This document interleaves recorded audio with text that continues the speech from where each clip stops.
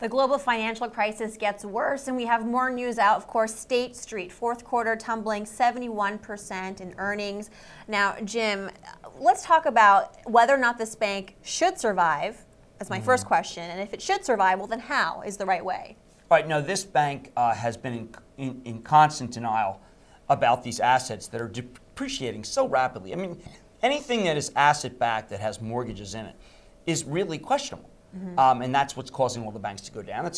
It's a natural thing to presume that this thing is just going to keep going down. They even point out that some of it's insured by these mortgage insurers. I mean, it's like, give me a break. Right. The denial of this bank is extraordinary. Does it need to exist? We need to have we need to have a bank that's a custodian bank. This one needs to merge very quickly with Northern Trust or merge with Bank of New York, but we can't rely on it. And anybody who's right now that they're the custodian of has to leave it because the things just seem too dire. I don't know the way out of it. I do know that State Street says they need no equity, which is foolish. I do know that State Street cannot handle this problem alone. And I just feel very strongly that State Street has itself to blame. They've been in denial. They could have been offloading this stuff for months.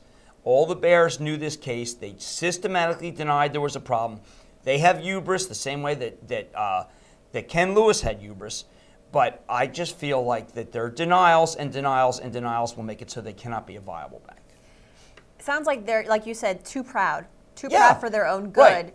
And a custodian bank, I mean, look, what you really need with a custodian bank is a bank that doesn't have any problems. I mean, if you and I got money from the government, we could set up a custodian bank tomorrow with no debt, and we offload all this other stuff, and we just guarantee.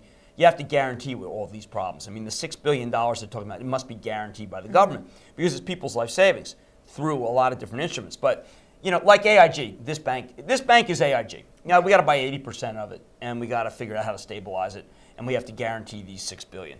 But it is a proud institution that stayed too proud despite the obvious problems. All right. Thanks very much, Jim Cramer. Stay tuned for more Wall Street Confidential.